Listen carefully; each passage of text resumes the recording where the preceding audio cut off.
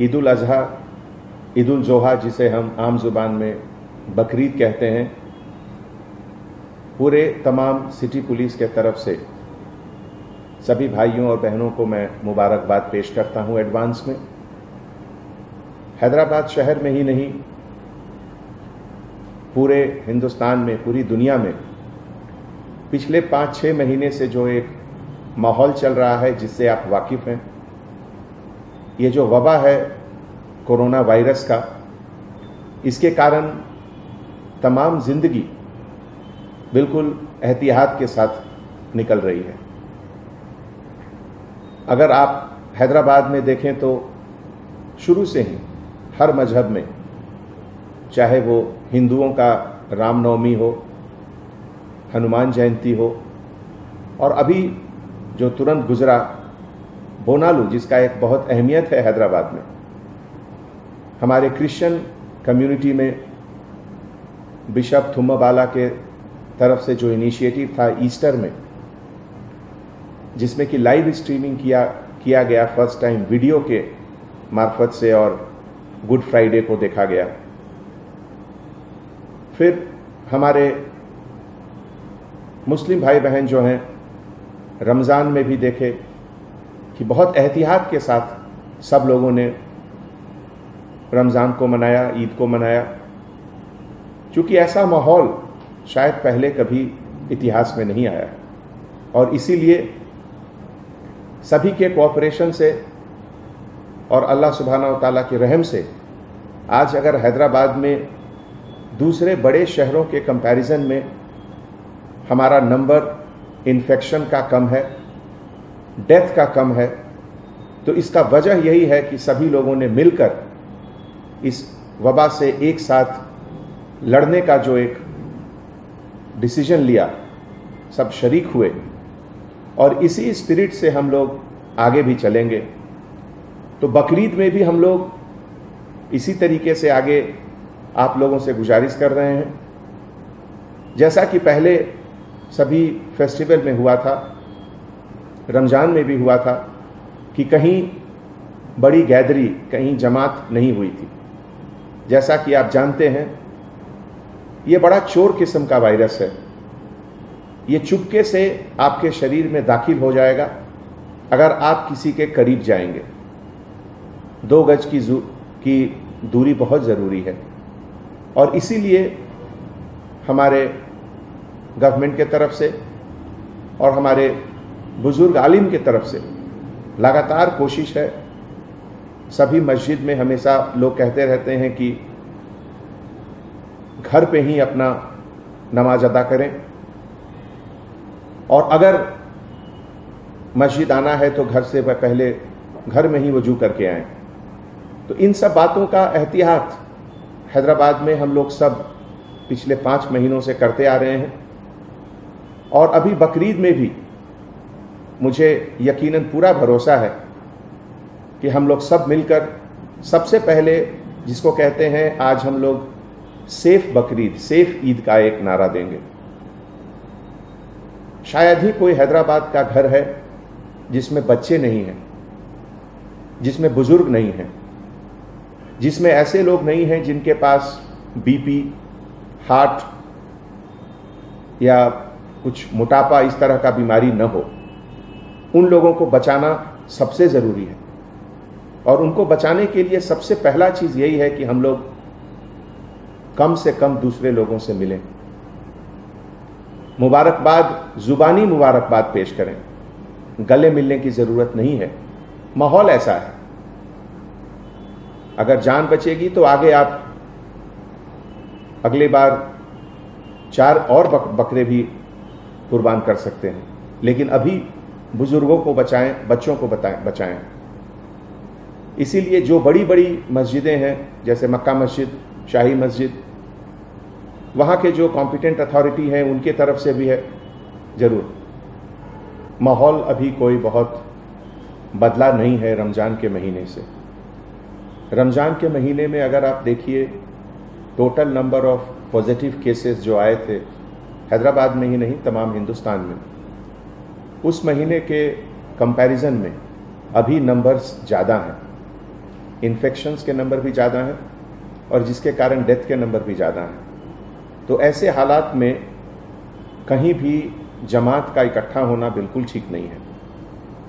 जैसा कि आप लोगों ने वर्ल्ड हेल्थ ऑर्गेनाइजेशन के गाइडलाइंस पढ़े होंगे, Indian council for medical research ICMR के तरफ से जो लगातार गाइडलाइंस निकलते रहती हैं, उसमें भी इसका जिक्र है कि किसी भी तरह का रिलीजियस गैदरिंग किसी भी मजहब का वो बिल्कुल ठीक नहीं है अभी। और वही एक ऐसा मौका है जहां ये वायरस जहां अभी तक नहीं गया वहां भी जा सकता है एक दूसरे के ट्रांसमिशन से। तो ऐसे माहौल में किसी भी तरह का गैदरिंग बाहर बिल्कुल उचित नहीं है। और मैं आप सबों से हाथ जोड़कर गुजारिश करता हूं कि आज की तारीख में अगर सबसे ज़रूरी चीज़ कुछ है तो आपका जिंदगी, आपका जीवन, आप स्वस्थ रहें, आप हेल्दी रहें, इससे ज़्यादा ज़रूरी कोई चीज़ नहीं है। और सिटी पुलिस के तरफ से मुझे बहुत खुशी होगी कि अगर आप सभी को ये समझाएं कि ऐसे मौके पे अभी जो एहतियात रमज़ान में सब लोगों ने दिखाए थे वही अभी बकरीद में भी रखें। कोरोना वबा से जो लोग इफ़ेक्टेड हुए और उसको हराकर, जिसको हम लोगों ने नाम दिया कोरोना कॉन्करर, कोरोना को हराकर जो वापस डिपार्टमेंट में दोबारा ड्यूटी शुरू किए, वो हमारे लिए सोर्स ऑफ इंस्पिरेशन है। उनका कॉन्फिडेंस हमारे लिए, हम सब के लिए एक मिसाल है। एक बात उसमें से एक हमारे ऑफिसर ने बहुत अच्छी कही, वो मैं यहाँ पे कहना चाहता हूँ। चूँकि बकरीद के समय सैक्रिफाइस, कुर्बानी दी जाती है, तो एक चीज़ का जहन में ज़रूर रखें कि जो कसब कसाई लोग हैं, जो कुर्बानी करते हैं, जो काटते हैं जानवरों को, वो सेहतमंद हैं या नहीं। उनका सेहत बहुत ज़रूरी है। अगर वो खुद सेहतमंद नहीं है तो वहाँ से भी ये वबा दूसरे जगह फैलने की गुंजाइश रहती है। तो मैं आप सबसे गुजारिश करता हूँ कि जहाँ से भी आप लोग जा रहे हैं गोश्त लाने, एक बार उसका भी ध्यान रखें कि जो कसाई लोग हैं उनका हेल्थ बहुत ज़रूरी है पूरे सोसाइटी के लिए, बहुत ज़रूरी, बहुत सबक मिलता है। और आज की तारीख में उस कुर्बानी की अहमियत पहले से ज़्यादा है। आज सबसे पहले तो मुझे कुर्बानी देनी है अपने उन सभी आदतों की जिसके कारण ये कोरोना वायरस बढ़ सकता है। मुझे कुर्बानी देनी है कि मैं किसी से गले मिलकर उसको ग्रीट नहीं करूं, जुबानी ग्रीटिंग्स करूं। ये भी एक तरह का कुर्बानी है, क्योंकि सब लोगों को गले मिलना बहुत अच्छा लगता है और पहले लोग मिलते भी थे और अच्छी बात है। लेकिन अभी के माहौल में उसकी कुर्बानी देनी होगी, उससे अलग रहना होगा हम लोगों को। इसी तरीके से जो हमारे घर में जो बुजुर्ग हैं, किसी भी हालत में उनको बाहर नहीं आने देना है। जो छोटे बच्चे हैं उनको बाहर नहीं आने देना है। तो इन सब आदतों की कुर्बानी देनी है। आज हमारे देश में बहुत ज़रूरी है कि हम अपने ऊपर कंट्रोल रखें, अपनी उन हर आदतों का कुर्बानी दें जिससे कि ये चोर वायरस जो है कोरोना, ये जो चाइना ने पूरे दुनिया को एक अपने तरफ से एक ऐसा अजीब तोहफा दिया कि पूरा दुनिया परेशान है उससे बचने के लिए जिस चीज़ों की कुर्बानी देनी है हम लोग देंगे।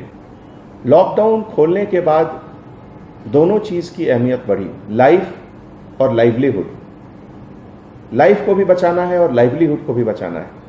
खास करके जो हमारे गरीब लोग हैं, जो सुबह से शाम को मेहनत करके रात का खाना खाते हैं, अगर उनकी रोज़गार हम लोग बंद कर देंगे तो ये बहुत बड़ा गुनाह होगा। और इसीलिए रोज़मर्रा की ज़िंदगी हमेशा आगे चलती रहनी चाहिए। और पब्लिक में जो अवेयरनेस है पहले से बहुत ज़्यादा हुआ है। 90 to 95% लोग मास्क लगाकर रोड पर चल रहे हैं, लेकिन अभी भी लगभग 2000 से 2500 लोगों को सिटी पुलिस के तरफ से हर रोज़ फाइन होता है कि वो पब्लिक प्लेसेस पे मास्क के बिना घूमते हैं। मैं उन सभी से गुजारिश करता हूं कि आप अपने लिए, अपने परिवार के लिए, अपने बच्चों के लिए, उनकी सेहत के लिए ज़रूर मास्क पहनें। आप हेल्दी हो सकते हैं, लेकिन आप इस वायरस के कैरियर भी हो सकते हैं। हो सकता है कि आप में ये सिम्टम न दिखे, लेकिन आपके संपर्क में जो लोग आएंगे उनको ये जरूर इन्फेक्ट करेगा। इसीलिए नंबर अगर थोड़ा ऊपर जा रहा है या थोड़ा नीचे आ रहा है, उससे अपनी सावधानी में कमी नहीं होनी चाहिए, एहतियात जरूर बरतना चाहिए। कम से कम अभी मुझे लगता है कि 2 से 3 महीने तक तो बहुत ज़रूरी है कि हम लोग स्ट्रिक्टली फॉलो करें, इम्प्लीमेंट करें जो भी गवर्नमेंट की गाइडलाइंस है, ICMR की गाइडलाइंस है। सबसे पहले तो जो हमारे देश का जो कानून है, उस कानून के तहत जो भी प्रोहिबिटेड एनिमल्स हैं, जैसे काऊ, कैमल या इस तरह के जानवर जिनका एग्रीकल्चर में अभी तुरंत यूज़ हो रहा है, उनकी कुर्बानी न दी जाए।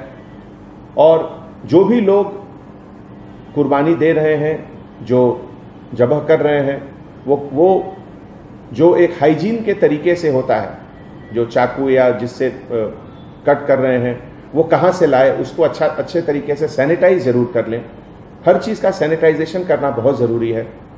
एक बहुत अच्छा सिलसिला है बकरीद में कि लोग गरीबों को देते हैं, अपने पड़ोसियों को देते हैं गोश्त। उसमें भी थोड़ा सावधानी बरतें कि अगर एक जगह से कहीं इन्फेक्टेड गोश्त बाहर निकल गया तो वो बहुत लोगों को इन्फेक्ट कर सकता है। इसीलिए हमने पहले गुजारिश की थी कि जो कसब लोग हैं उनका हेल्थ बहुत इंपॉर्टेंट है, कि वो स्वस्थ हैं, वो कैसे हैं, और घर में जो भी लोग कटिंग कर रहे हैं उनका हाथ साफ रहना चाहिए। जहाँ तक संभव हो हाथ में दस्ताने पहन लें, ग्लव्स पहन लें, और उसके बाद ज़बह करें तो बेहतर होगा। जो हमारे बुज़ुर्ग हैं, हमारे इस्लामिक स्कॉलर हैं, जो हमारे आलिम हैं, उनसे मैं दरख्वास्त करता हूँ कि कुछ रास्ता निकालें, कुछ सोचें। क्या 2 ईद की नमाज एक वक्त में हो सकती है क्या? इस तरह का कुछ सिलसिला अगर सोचकर वो कुछ निकालेंगे तो इसमें सबकी भलाई है, सभी के हेल्थ के लिए, सभी के